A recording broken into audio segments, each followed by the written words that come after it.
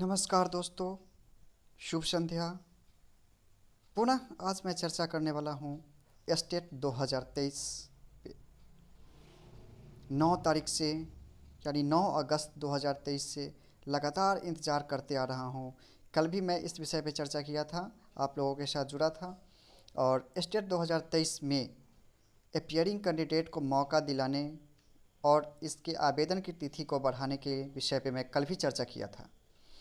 और केवल मैं ही नहीं, हमारे जैसे अनेक लोगों ने, अनेक शिक्षक, छात्र, नेता व छात्र नेताओं ने भी काफ़ी कोशिश किए, लगातार 9 अगस्त से करते आए कि सरकार हमारी बात सुने और एस्टेट 2023 का जो आवेदन है उसके तिथि में बढ़ोतरी करें, उसका डेट कम से कम 15 से 20 दिन आगे बढ़ाएं।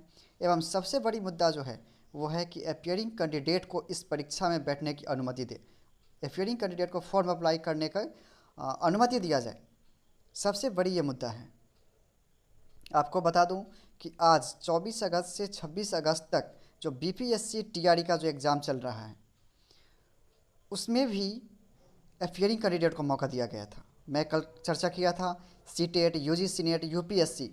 तो सीटेट भी साल में 2 बार एग्ज़ाम लेती है, उसमें भी अपीयरिंग कैंडिडेट को मौका दिया जाता है। यूजीसी नेट, अगर आप पीजी में हैं तो आप अपीयर हो सकते हैं एग्ज़ाम में।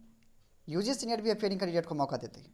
यूपीएससी यूपीएससी जो काफ़ी हाई लेवल का एग्ज़ाम लेता है वो भी अपीयरिंग कैंडिडेट को मौका देता है। स्टेट में भी 2019 में अपीयरिंग कैंडिडेट को मौका दिया गया, परंतु 2023 में स्टेट में बिहार सरकार व शिक्षा विभाग के द्वारा बीएसईबी के अधिकारियों के द्वारा अपीयरिंग कैंडिडेट को मौका नहीं दिया गया है।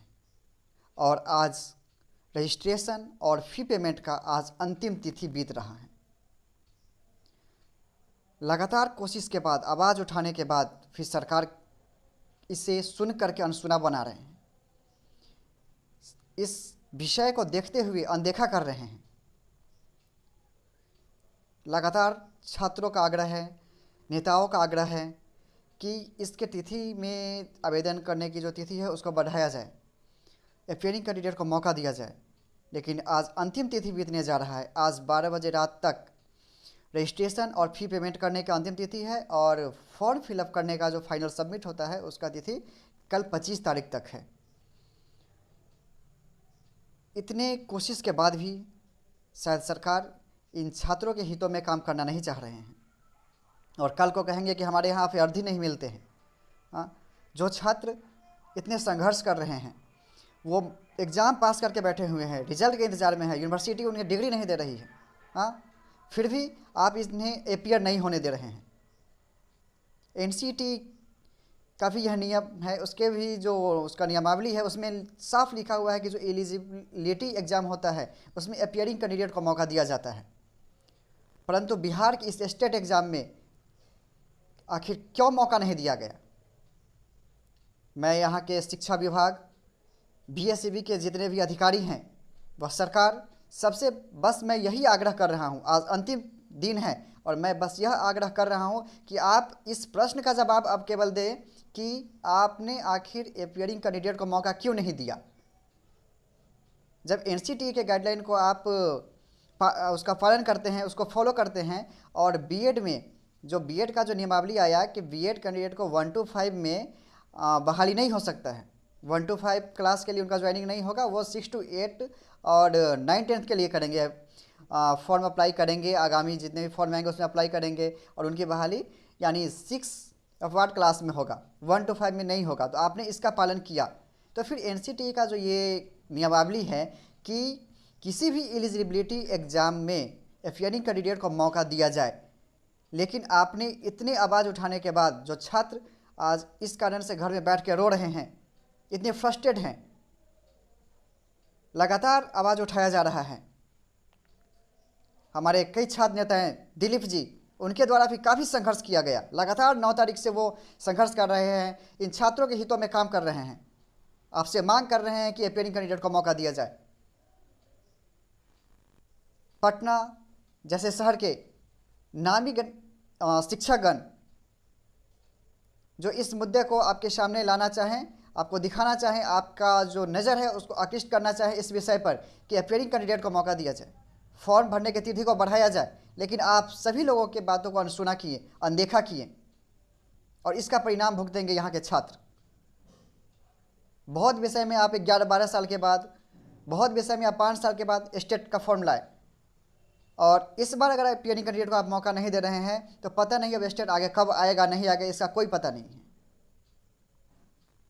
तो अब आपसे पुनः मेरा यही आग्रह है, या तो आप, अभी भी समय है, या तो आप फॉर्म फिलअप करने की तिथि को बढ़ाएं और अपियरिंग कैंडिडेट को मौका दें।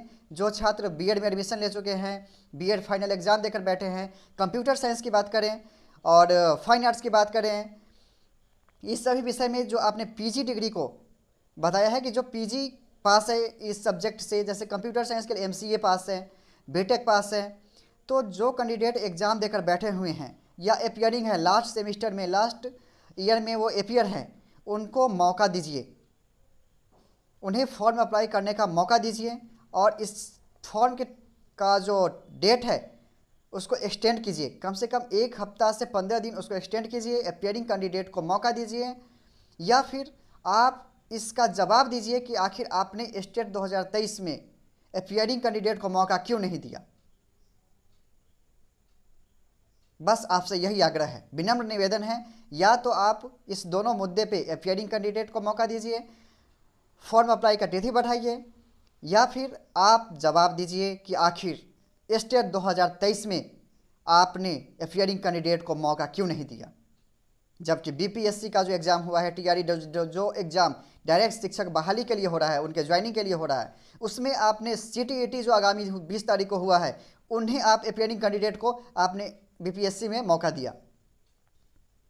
बीएड के जो अपियरिंग कैंडिडेट थे जो सीटेट पास थे, आपने उन्हें भी मौका दिया, लेकिन स्टेट जो एक एलिजिबिलिटी टेस्ट है आप उसमें मौका नहीं दे रहे हैं। तो आपसे आग्रह है, बीएसएबी के तमाम अधिकारियों से मेरा आग्रह है, शिक्षा विभाग से आग्रह है, सरकार से आग्रह है, आप आज अंतिम दिन है, अभी भी आप छात्र के हितों में सोचिए और इन्हें अवसर दीजिए,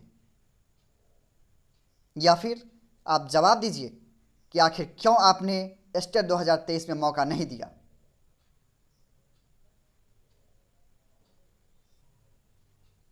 अगर इसका जवाब आप नहीं देते हैं और अपियरिंग कैंडिडेट को मौका नहीं देते हैं तो छात्र समूह का यह संघर्ष आगे भी जारी रहेगा। नमस्कार, धन्यवाद।